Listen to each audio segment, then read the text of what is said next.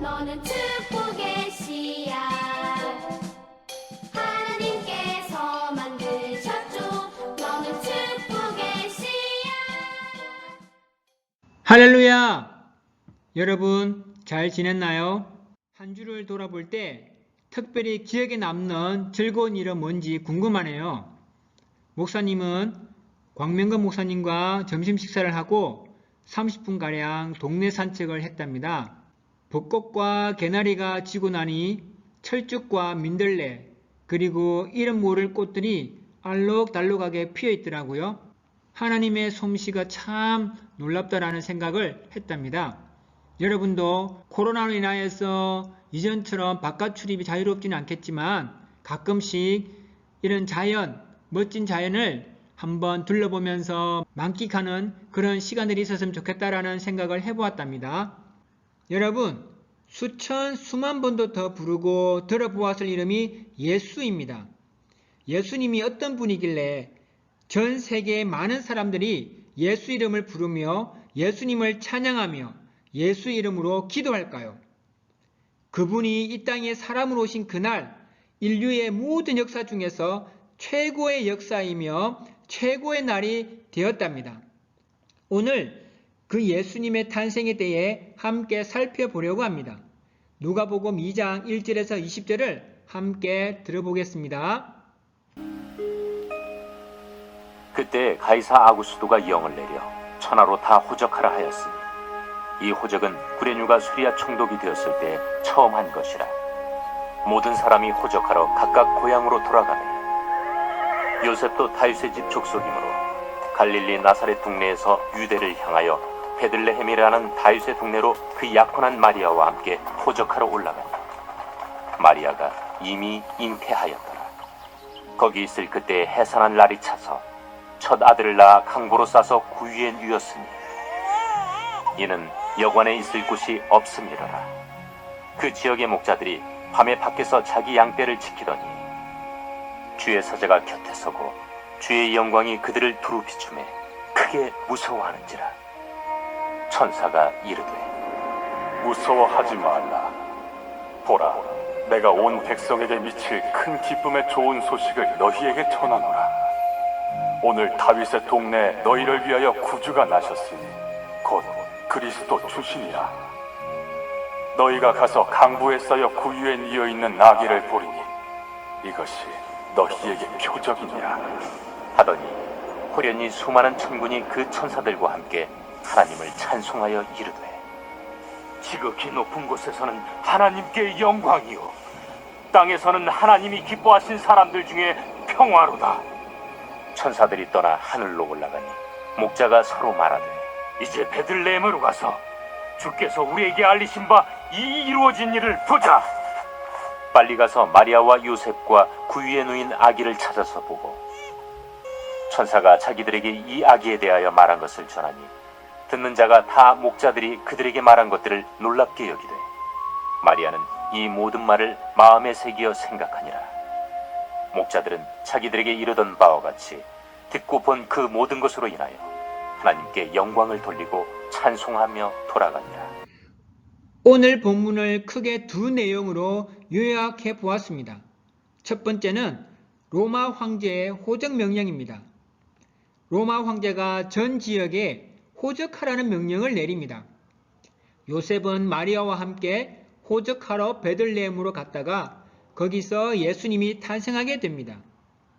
두 번째는 예수님의 탄생을 전하는 이야기인데 천사가 목자들에게 전하고 목자들은 요셉과 마리아에게 가서 천사의 말을 전해줍니다.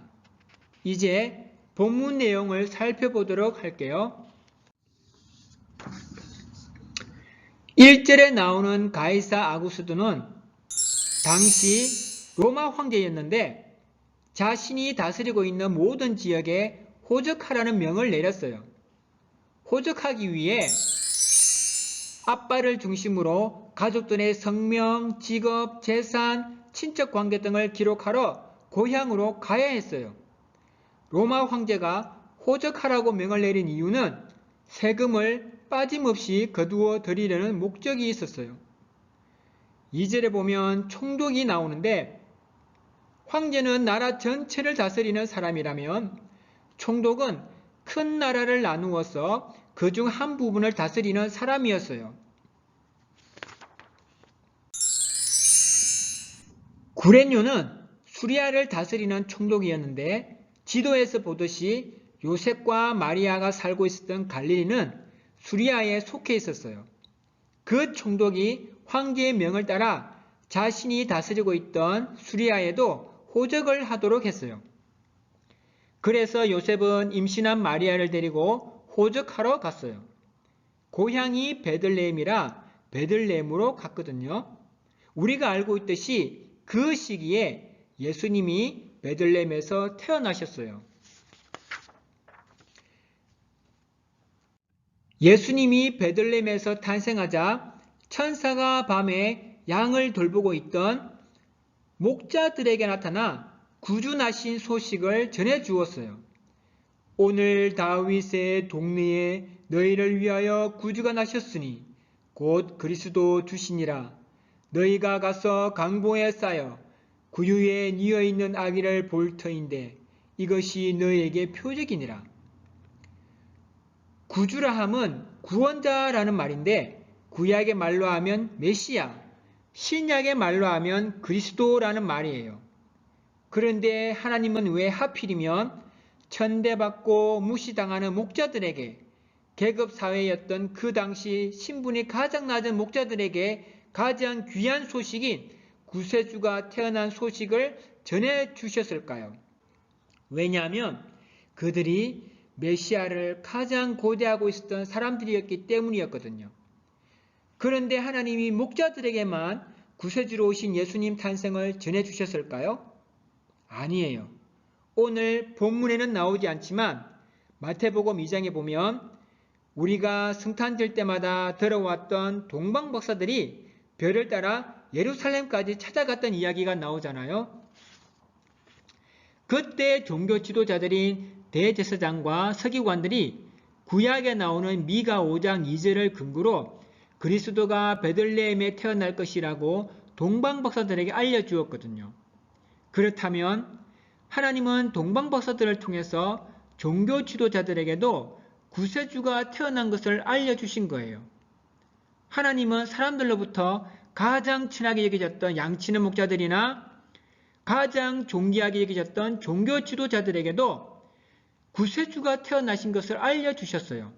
하지만 이 둘에게는 큰 차이점이 있어요. 종교 지도자들은 동방박사들에게 그리스도가 베들레헴에 태어난다고 말해 주었지만 종교 지도자들은 말만 하고 실제로는 믿지 않았어요. 그것을 어떻게 알 수 있느냐면 베들레헴으로 찾아간 동방박사들과는 달리 그들은 그리스도를 찾으러 베들레헴으로 가지 않았거든요. 그러니 그리스도가 나셨음을 들었던 목자들과 종교 지도자들의 큰 차이점은 목자들은 천사가 알려준 말씀을 듣고 확인하러 갔다는 거예요. 그런데 목사님에게 이런 질문이 생기더라고요. 만약에 목자들에게 나타난 천사가 종교 지도자들인 대제사장과 제사장들에게도 나타났다면 그들도 믿고 목자들처럼 베들레헴으로 확인하러 가지 않았을까라고 말입니다. 여러분 생각에는 어땠을 것 같아요? 그런데 여러분, 대제사장과 제사장들은 최고의 종교 지도자들이었지만 그들은 사두개파라고 하는 그룹에 속해 있었어요. 사두개파에 속한 사람들은 천사의 존재나 부활을 믿지 않는 사람들이었거든요. 그러니 그들에게 천사가 나타나서 구주가 나셨다고 알려주었다고 해도 그들이 천사님 알려주셔서 고맙습니다라고 하고서 베들레헴으로 확인하러 갔을까요? 아니죠.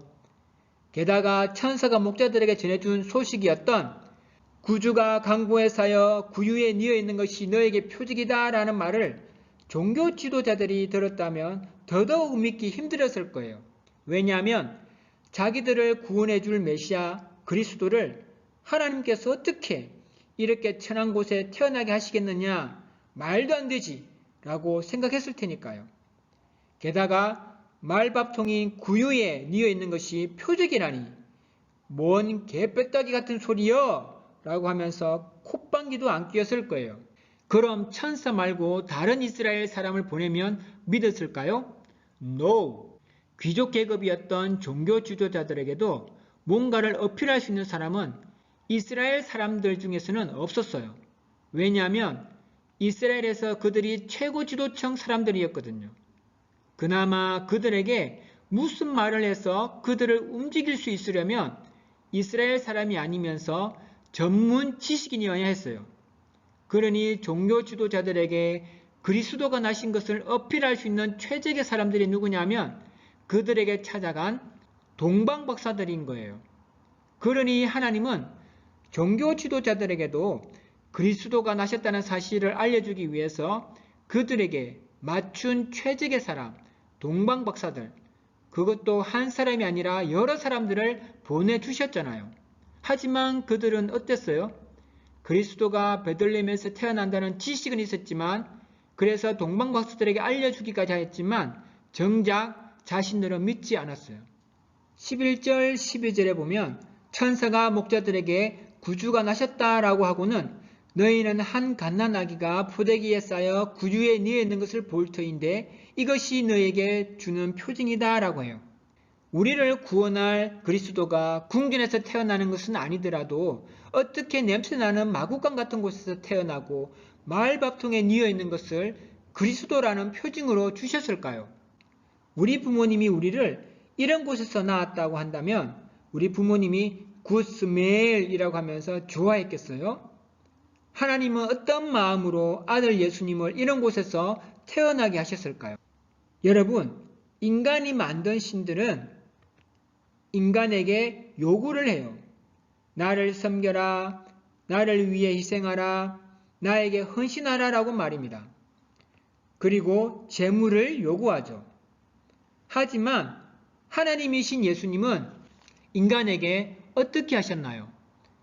인간을 위해 섬기러 오셨고 인간을 위해 자신을 희생하고 헌신하기 위해 이 땅에 오셨어요. 마지막에는 인간의 죄를 해결해 주기 위해 십자가에서 제물이 되어 주셨어요. 이것을 위해 예수님은 화려한 궁전이 아니라 천한 구유에 오셨어요. 인자는 섬김을 받으러 온 것이 아니라 섬기러 왔으며 많은 사람을 위하여 자기 목숨을 몸값으로 치러주려고 왔다. 누가복음 1장과 2장에는 예수님이 누구신지 전달되는 장면들이 나와요. 1장 35절에서는 이미 천사가 마리아에게 잉태하게 될 예수님이 하나님의 아들임을 알려주었고 오늘 본문 11절에서는 태어난 예수님이 누구신지 천사가 목자들에게 알려주었어요.